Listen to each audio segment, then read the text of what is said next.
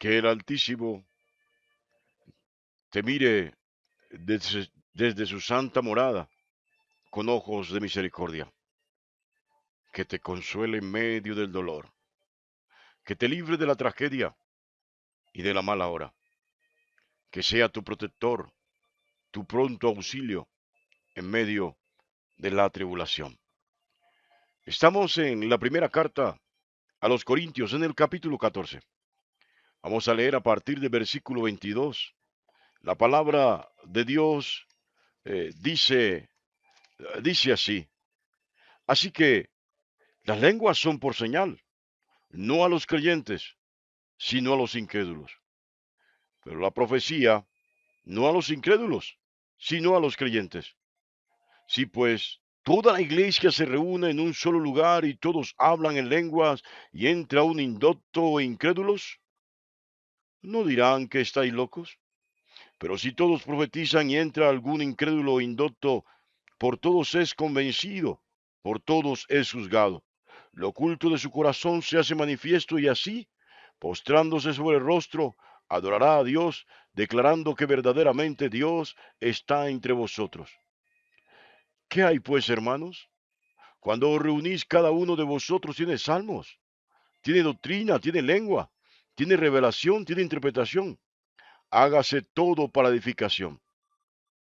Si habla alguno en lengua extraña, sea esto por dos, o a lo más tres, y por turno, y uno interprete. Y si no hay intérprete, calle en la iglesia y hable para sí mismo y para Dios. Que Dios bendiga su santa y preciosa palabra. Qué tremendo Pablo con esta palabra.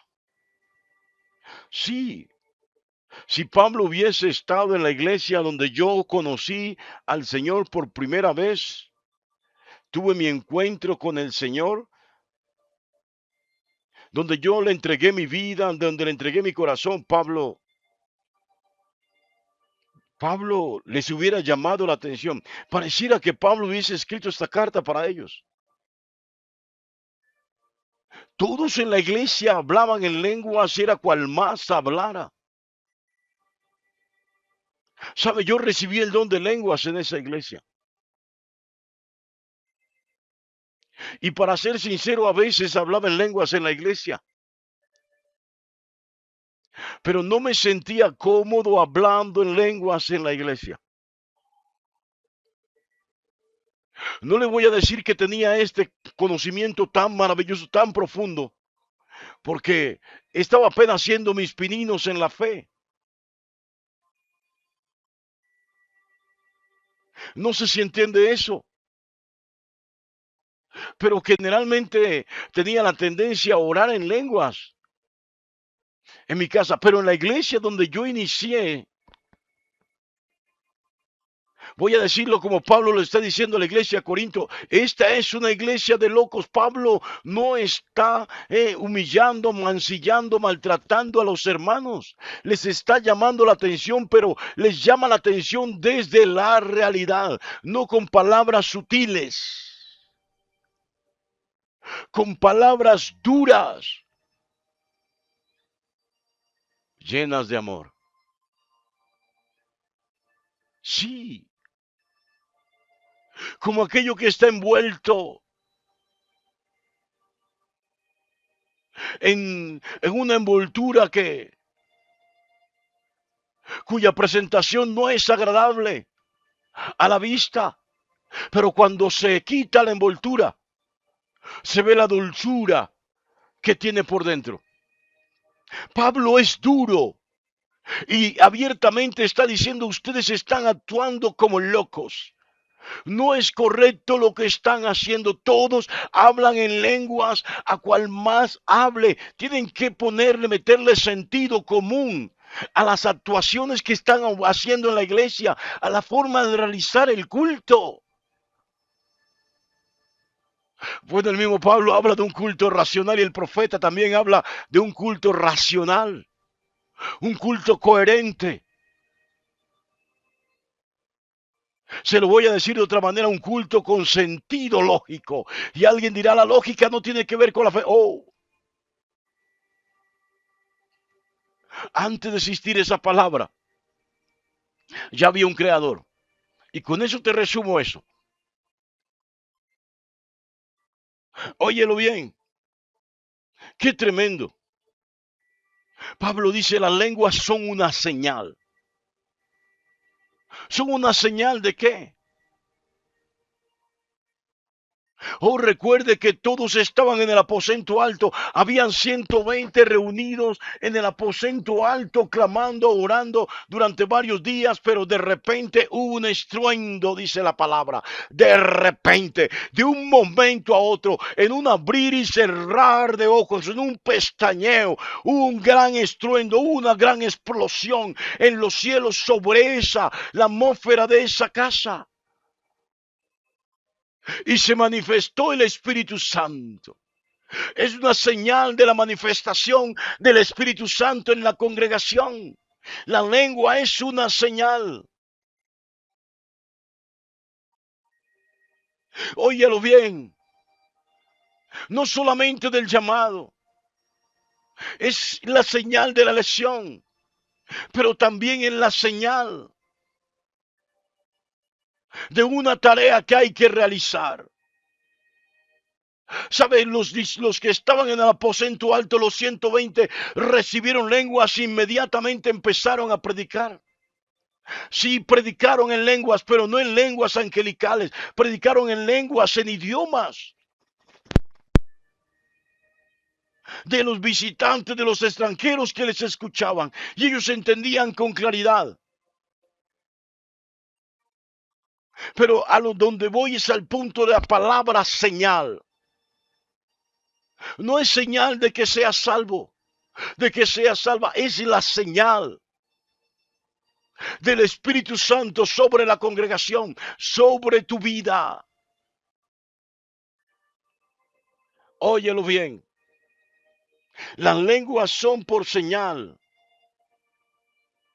Pero dice Pablo, para los creyentes. Quienes tienen lenguas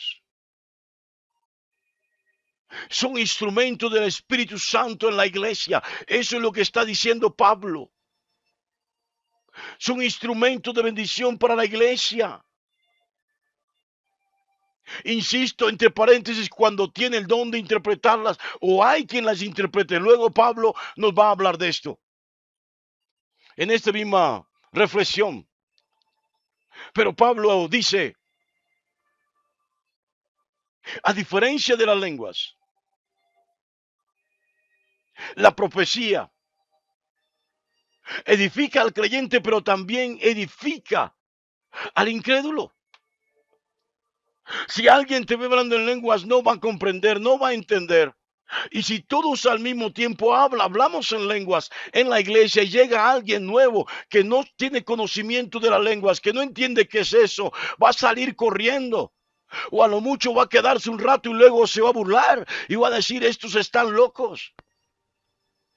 Y en lugar de haber edificado una vida, lo que estamos es destruyendo esa vida, porque esa vida al juzgarnos se va a ir directo a la condenación. Y dice Pablo, es mejor que dentro de la congregación, si no hay interpretación, no se hable en lenguas. Y aún más, dice, pero la profecía es una señal a los incrédulos. Óyalo bien, es a los incrédulos esta señal. Porque cuando todos en la iglesia profetizan, hay que tener cuidado con esto, ¿no? Porque puede entrar un espíritu de engaño en la iglesia. La Biblia dice discernid los espíritus. Óyalo bien. Hay que discernir los espíritus.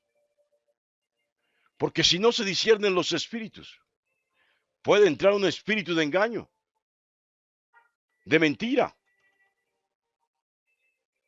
Óyalo bien.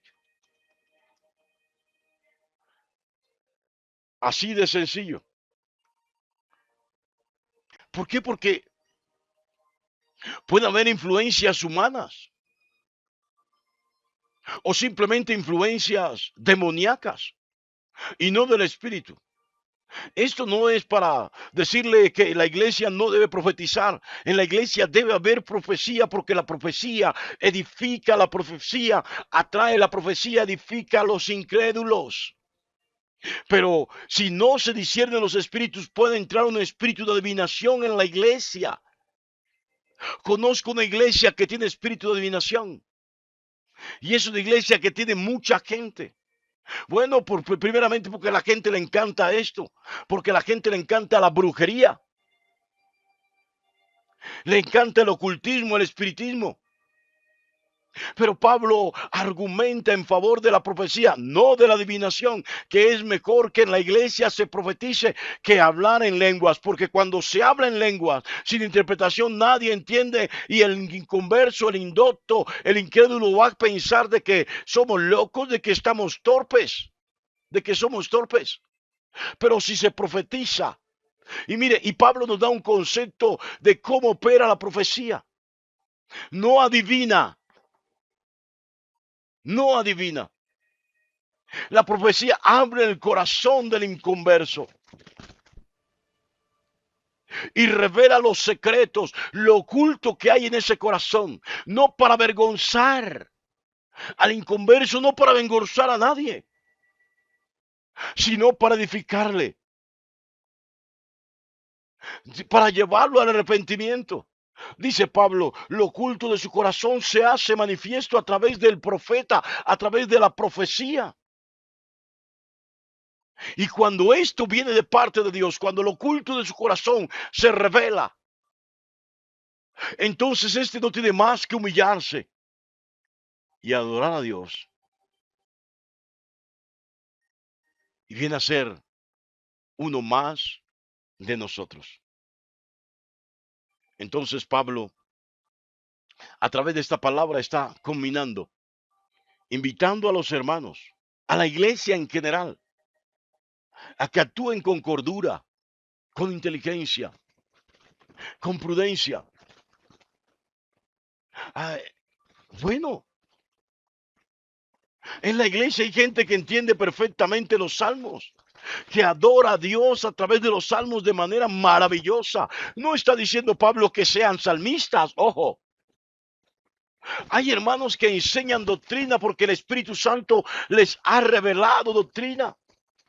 Hay hermanos que tienen lengua, hay hermanos que tienen revelación. También quien interpreta esas lenguas, pero dice Pablo, todo hágase para edificación de la iglesia y no para la vanagloria. Yo no sé si está comprendiendo en esta mañana. Aún añade Pablo, si alguno habla en lengua extraña, sea esto por dos. No todos tienen que hablar al mismo tiempo la lengua extraña.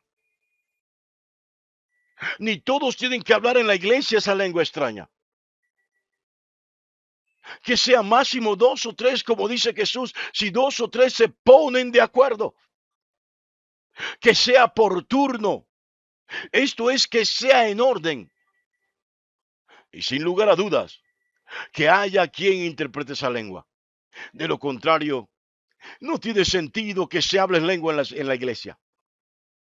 Si no hay quien interprete, insisto, no tiene sentido que se hable en lengua en la iglesia y cuando se habla en lengua en la iglesia, que no sean más de tres personas, máximo dos o tres personas que hablen lenguas, pero que haya quien interprete. ¿Por qué? Porque si hay un inconverso, va a pensar, va a creer que estamos locos y en lugar de edificarlo, hemos llevado a la perdición a un alma.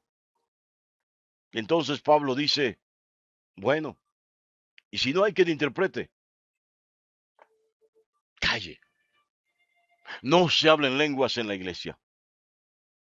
Hable para sí mismo allá en su casa. En el lugar de su intimidad con Dios, hable sus lenguas allá, no en la iglesia, porque si no tiene don de interpretación y usted habla esas lenguas en la iglesia, si no hay quien interprete sus lenguas en la iglesia y usted las habla en la iglesia, es un motivo de orgullo. Usted está orando para pretender ser más espiritual que los demás. Y dice Pablo, Asimismo los profetas hablen dos o tres y los demás disciernan si esta profecía proviene del Altísimo. Aquí Pablo también nos deja ver de una u otra manera que el profetizar es una gran bendición para la iglesia, pero el no discernir la profecía nos puede llevar a caer en la trampa del enemigo. El profeta no es el que utiliza el don de Dios para confrontar a aquellos que no le aman. El profeta es aquel que utiliza el don de Dios operando en él, el Espíritu de Dios operando en sí, para edificar a los inconversos. Si tiene problemas con algún hermano, el profeta no va y dice, Dios me reveló que tú tienes algo contra mí. No, el profeta va y se humilla y pide perdón si ha ofendido. Oh, miren la diferencia. Pero dentro de la iglesia o en cualquier espacio, aquel que tiene don de profecía, aquel que es usado como profeta por Dios, lo que hace es abrir el corazón del hombre y hacerlo sensible a la voz de Dios, al punto de que el hombre o la mujer se quebranten, se humillen, pidan perdón al Altísimo, sean perdonados, sean sanados y restaurados.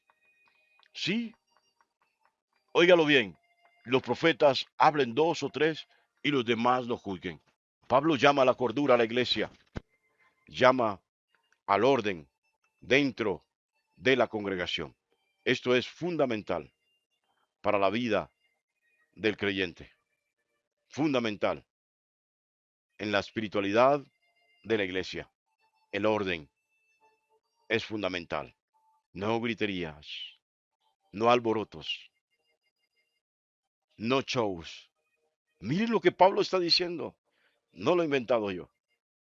Es el siervo del Altísimo, el amigo del Espíritu Santo, quien llama a la prudencia, a la serenidad, a la calma y a ponerle orden al culto en todas sus áreas y expresiones dentro de la iglesia. Dios te bendiga grandemente en esta maravillosa y preciosa mañana.